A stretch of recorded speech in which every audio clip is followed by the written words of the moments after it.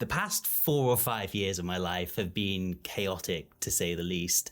And when I moved here, I never really had the time to turn it into that inspiring space that it once was. But things are really moving in the right direction now. I've got an amazing fiance, a killer apartment in the city, and a small, messy home office that's a reminder of the chaotic years now behind me. It needed to change and become a space once again for ideas, inspiration, and productivity. This is my ultimate home office and desk setup tour for 2025. This is a huge cat. So the space has 2 main sections, an editing / work from home station, and then an unboxing / recording and laptop time space. The first step to creating these spaces was sorting out the walls, and the answer for me was paneling. So these wooden slat panels from NatureWall did 2 major things for me and the space. One, they created a consistent, attractive backdrop for my videos, saving me time and even minimizing the amount of lights that I need to set up on tripods, because they actually make these LED wall lights to just fit right down the middle of the slat. And this makes a really nice hair light for me, meaning that I don't have to do as much faffing around when I want to start filming. They were surprisingly easy to install, and I've got them set up on a remote as well. They also provide some acoustic dampening, which is really helpful for my videos. It makes them sound better and also reduces the amount of work that I have to do in post-production.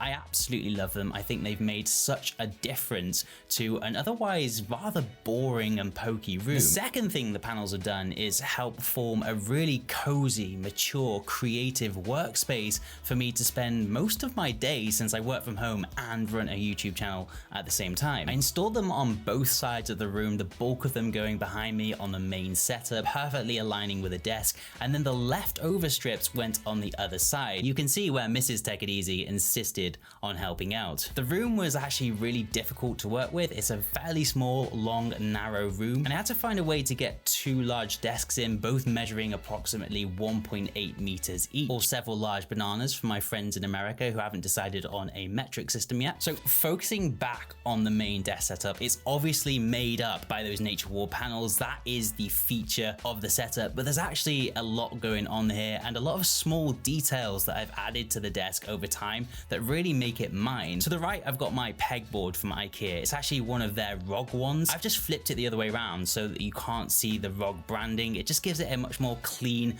minimal look. I've got all sorts on here, some camera bits, power supply testers, and then some gaming controllers that are very rarely used these days, unfortunately. I definitely recommend getting one of these pegboards from IKEA. I'm not sponsored by them in any shape, way, or form. I just think it's a really cool way to organize and store and even show off some of your favorite bits of gear. Now, below this, we've got the beast. Used to be on my desk, but decided to put it on top of a cabinet to save a little bit of space on the desk and just make it feel a bit more open and less cramped. So I think this was the best option. Specs wise, it's a few years behind now. It's got a ROG Strix 3090, Ryzen 5 950X, and then 64 gigabytes of RAM. It still handles pretty much anything that I throw at it these days. I'd love to upgrade, but at this point, I just think it'd be silly. It really doesn't need it right now. It's not the best place for me to put my money. One thing I don't have for it though is a name. We all name our cars and our so why not name the PC? Funniest name in the comment section gets a Play Store voucher. Anyway, moving on swiftly, the PC is hooked up to 2 27-inch monitors, both of them pretty high spec actually.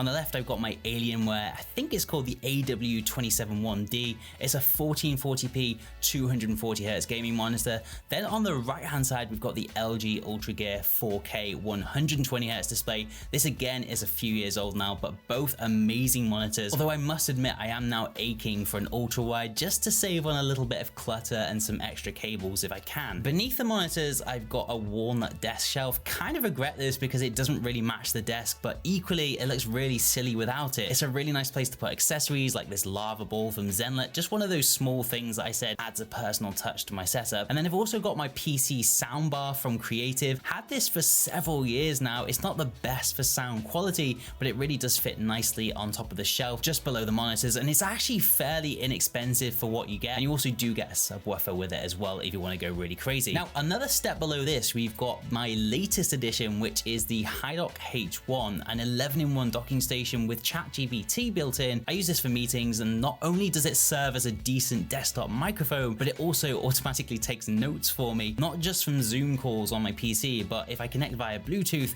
it'll also record my phone calls for me and summarize them if I really want it to. Really handy to have, especially especially if you're in a lot of meetings. First and foremost though, it is a docking station, so this is what I use to hook up my MacBook Pro M4 Pro up to my monitor and also charge it. I also use it for the SD card slot as well for transferring footage because it's got a fairly decent data transfer rate. And on that note, my MacBook usually sits around here in the corner. I'm obviously more of a Windows/Android guy. I just really feel like nothing beats the MacBook Pro in terms of versatility, build quality, and especially performance, at least for the price. And I'm not the only one. I do find that a lot of other content creators do have a MacBook in their arsenal despite being more Windows/Android guys. I don't know if you've noticed that before. Anyway, we've looked all around my desk but not actually spoken about the desk itself. This is a standing desk from Flexispot. Amazing value for money. I always compare it to the desk behind me, which I spent almost £1,300 on. It was initially a corner desk, but I took the end off, which now means it doesn't work, which is so frustrating. But my point is that the Flexispot desk is around £300, I think. So much better value for money. Even the motor components and control panel are better than my other desk, which was 5 times more expensive. So I think that's why we see a lot of Flexispot desks on other people's setups on YouTube. Back to the desk though, I've got a desk mat from Orbit Key. We've got a few cool features here like the magnetic cable management tool, and then underneath you've got storage for things like your documents. Love the desk mat, but I just wish it had a little bit more grip. It does tend to slide around a little bit, so that's my sort of long-term review on that. You'll also see around here, just here, I actually drilled a hole into my desk and found a USB hub in the form of a desk grommet. It has sort of become redundant now since I got the HiDock docking station, but at the very least it's a very cool way to hide your keyboard cable and stop it from stretching across the desk like it usually would. Peripherals wise, we've got my pointer instrument or mouse from Lunar Artefacts. Just such a cool piece of tech, so unique. They've taken a very basic object and made it feel special. It's made from brass and real leather. They come in loads of different color options and metals as well. Sometimes I will switch to my Logitech mouse if I do want to get a bit of gaming in, and I also do tend to bring this Lunar Artefacts mouse around with me a lot, so more often than not it is paired to my laptop. But either way, it's still such a versatile and brilliant mouse, and it always sparks a conversation whenever I get it out in public. Also from Lunar Artefacts, I've got this, the Pulse Volitari. I might have pronounced that wrong,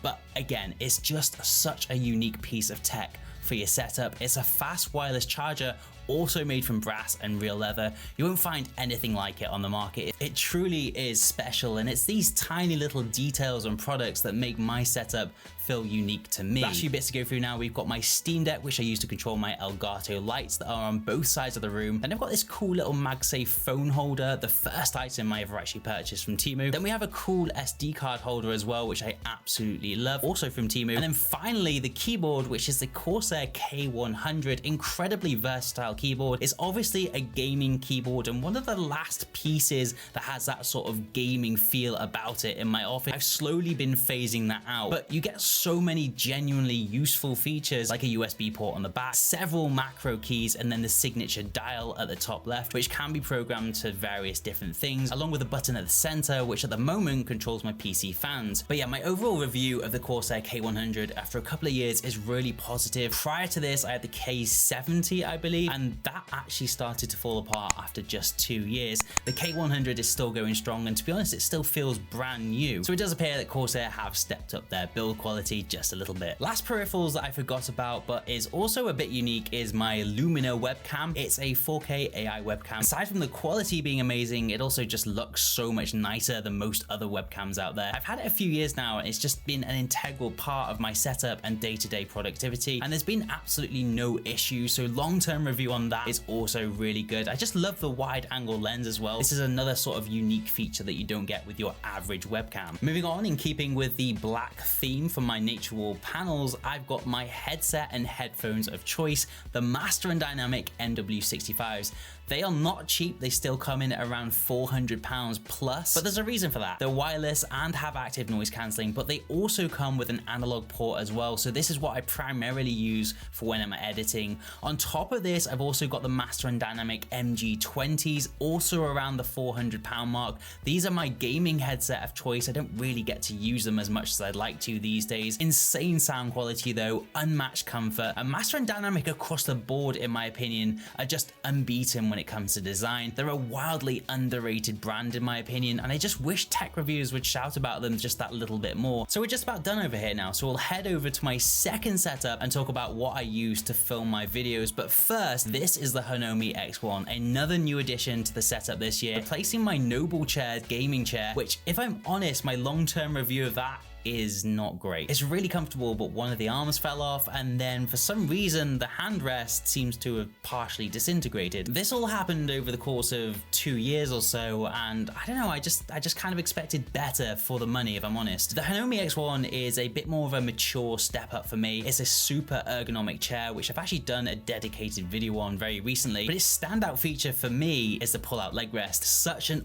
awesome thing to have, and it really does bring the comfort levels to the next level. Now let's swing around to my second setup and have a proper look. Still needs a little bit of love around here. We're not quite done yet, but there's a lot of little bits going on, some which make my life easier and some just for looks. First, we have something that speaks to my inner nerd, and this is the Divoom Times Gate. I put this here just as a decorative element, but it's also a little bit practical as well. It can display all sorts of things like your time, dates, stocks, weather, YouTube subscribers, or if you wanted to, you can display some pixel art from the app as well. It's a little bit funky, a bit fun, and it just brings a little bit of life to this otherwise slightly less exciting part of my home studio. Alongside that, I've got my charging cube. It's been a game changer for filming, if I'm honest. I now just hot swap my camera batteries in and out when I'm recording. It holds 2 at once and charges them simultaneously. It also has a little LED screen to tell you the charging percentage, which is really handy. You can just take a glimpse of that and know exactly where I stand. If you are a photographer or filmmaker, I definitely recommend getting this, or at least something similar.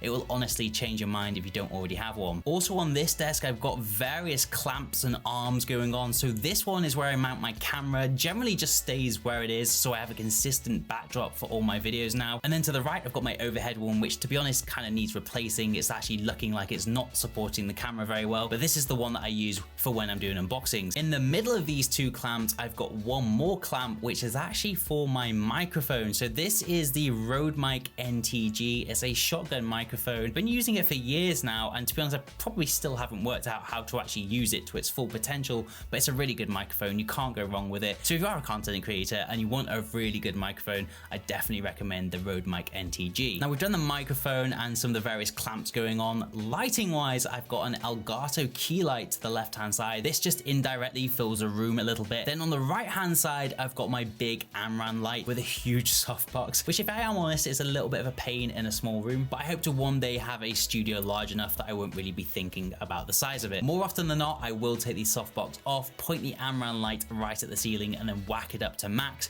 This just gives a lovely soft even light, which is perfect for product unboxings and showcases. It just means that you guys get to see the whole product without any really harsh shadows and highlights. On the lighting note as well, another amazing life hack with the light, or rather my father-in-law, mounted it to the wall with this newer arm, which has kind of changed my life and saved so much space. It means that I can be more versatile with a light, and it also means that I don't have to have it on a tripod, which usually takes up so much space, especially in a small room like this. Camera wise, I'm still rocking the Fujifilm X-S10. It's been very versatile, very reliable. I wish it had 4K 60 FPS or even 120 FPS. You kind of can't have it all, I suppose. 30 FPS is absolutely fine, especially for YouTube these days. I'll probably upgrade this in the next year or two just so I can have a little bit more flexibility with frame rates in the future. But all in all, it's a pretty fantastic camera. It takes some wicked photos, especially with the Sigma telescopic lens that I've got here. With the older lens, I think I spent around £2,500 in total on this camera so far. But if you're thinking of starting a YouTube channel, remember you can certainly get away with just using your phone. But if you do have some spare cash, I definitely recommend the Fujifilm X-S10 if you are looking for a camera just to elevate the quality of your videos that little bit. Alongside the camera, I've got various little bits of equipment knocking around. I usually keep my big slider underneath the sofa just because it takes up so much space.